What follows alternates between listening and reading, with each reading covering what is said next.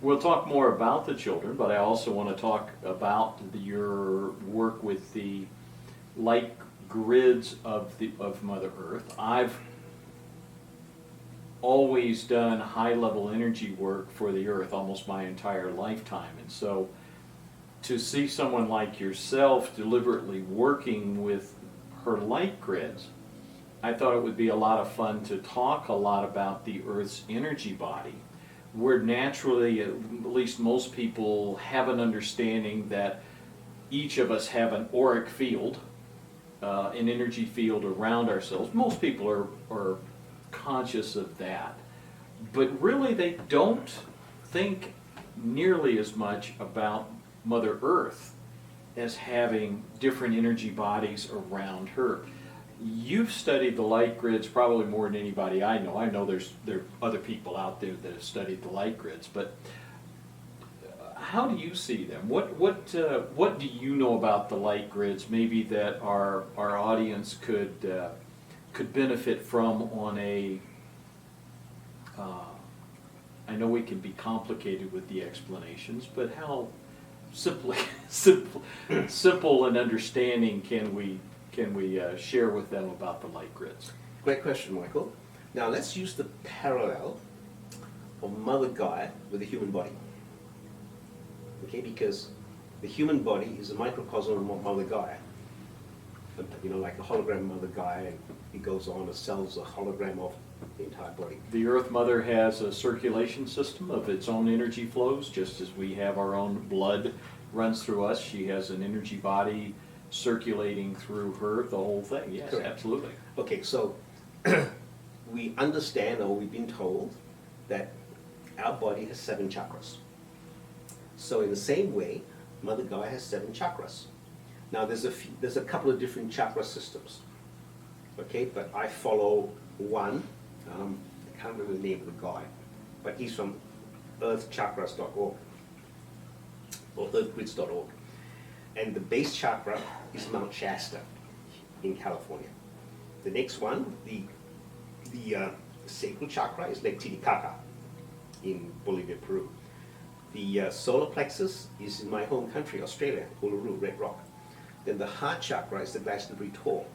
Now that's a very powerful place, the heart chakra of the planet. Then the throat chakra is is the pyramids of Giza.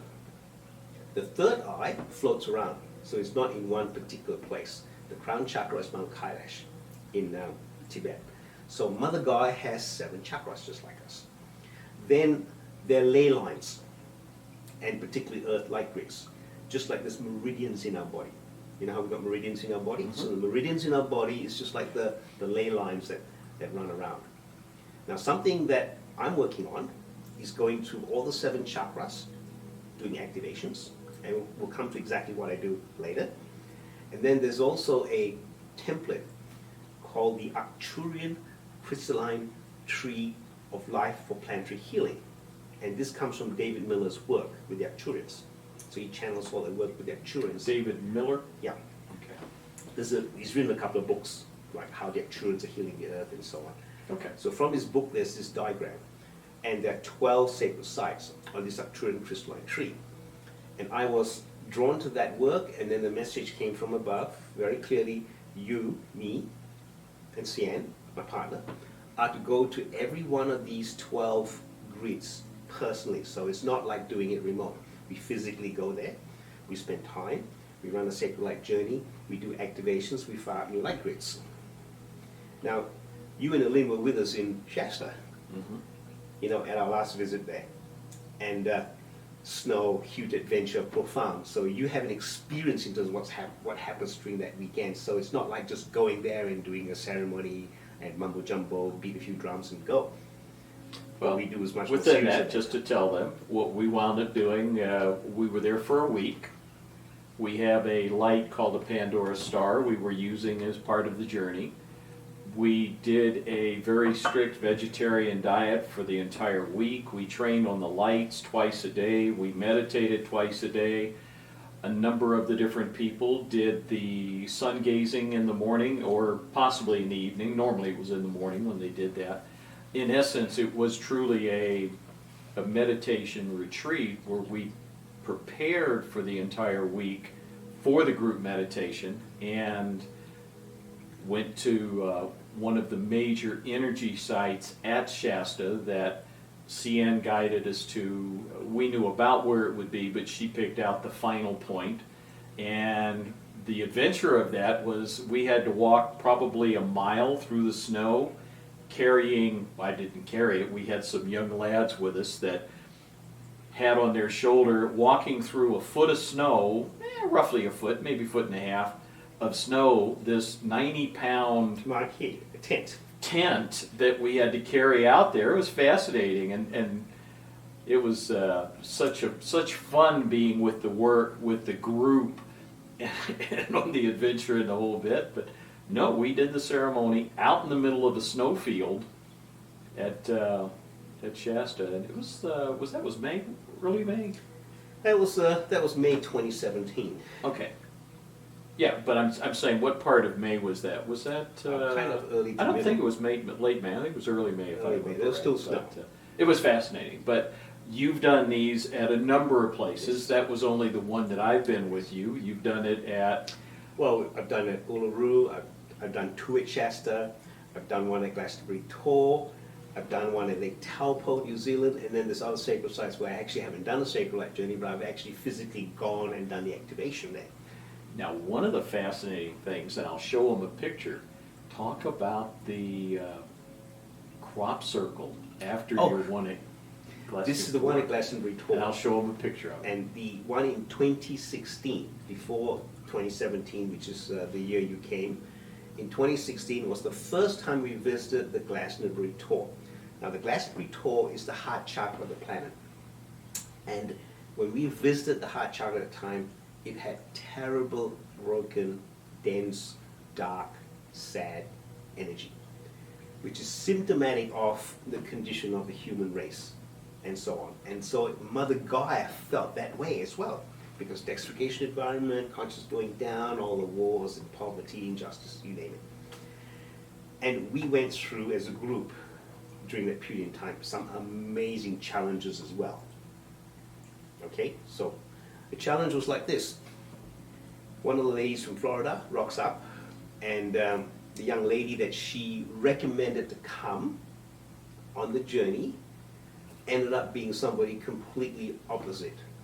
And she comes in and sees me and sheepishly says that the group that they were at beforehand, which was supposed to spiritual journey, this young lady was a problem. She stole from the group. She went off with other people. She was incalcitrant. She wasn't listening to the leader of the group. And you're going to have to lock up your things because it's not safe with her around. So you can imagine how the group felt when I announced to her, we have a problem, you're going to have to keep your bedrooms locked and all this kind of stuff. It's like, what? So that's how we started. That's how we started that whole week. And me as leader of the group, I'm going, what the? And I'm running in my head, oh my God, if she doesn't shape up, the next day, lunchtime, we're going to put on a train and send her off. Because this whole spiritual journey can't function under those circumstances. So, immediately we go off to the Chalice Well. And there, we just go and check out the place. I go sit by the Chalice Well and I do a meditation.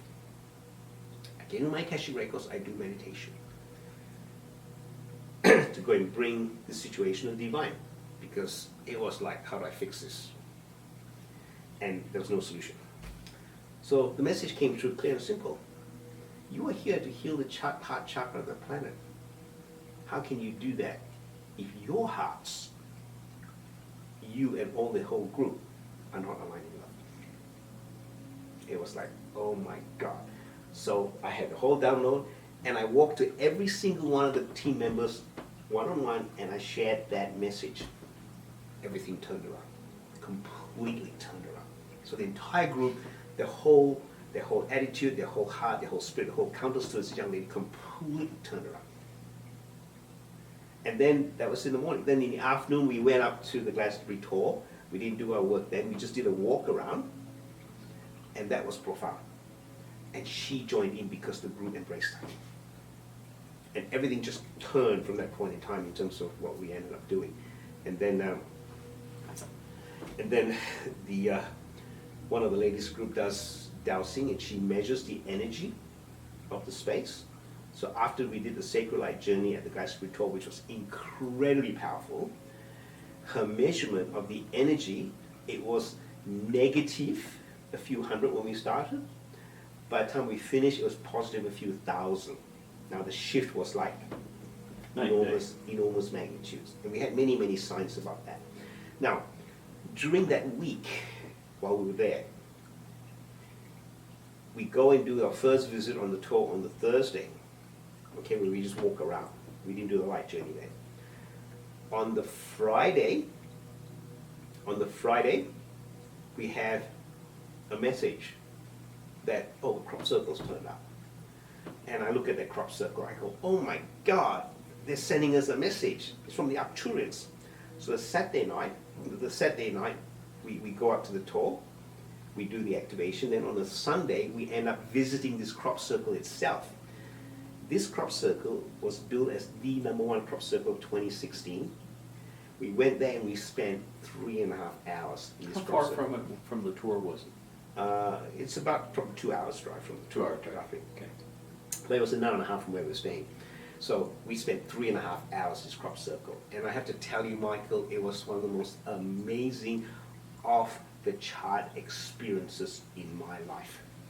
This lady that douses for energy in sacred spaces, she could not get a reading because her rods were spinning like crazy. She could not get a reading because the energy was off the charts and so strong.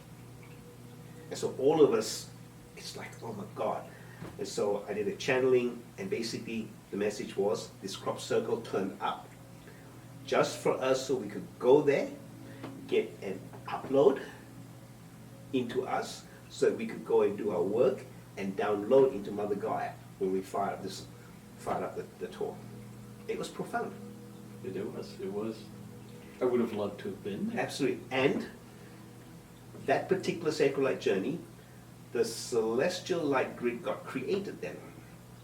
And the Talk about the celestial light light grid is metaphorically just a grid in the heavens, right, that connected three bodies in the heavens, which is the central sun, the Pleiades star system, the Arcturus star system. So that's connected to 3 points here, which is which was Mount Shasta, Glastonbury Tor, and Lake Taupo at that time. So that was the celestial light grid, and that was the first time we had something energetically that connected some powerful galactic bodies onto the planet that we could dial into.